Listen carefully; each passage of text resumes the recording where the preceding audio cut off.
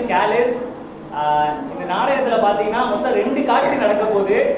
காட்சி 1 இந்த பக்கம் நடக்கும். அது எங்க நடக்குதுன்னா 1850ல இந்திய பெருங்கடல்ல நடக்குது. காட்சி 2 இங்க நடக்க போகுது. அது 2160 நடக்குது. அதாவது ஃபியூச்சரிஸ்டிக்கா நடக்குது. பசிபிக் பெருங்கடல் நடக்குது. ஓகேங்களா? நாடகம் காகித மனிதனின் கப்பல் தொடங்குகிறது.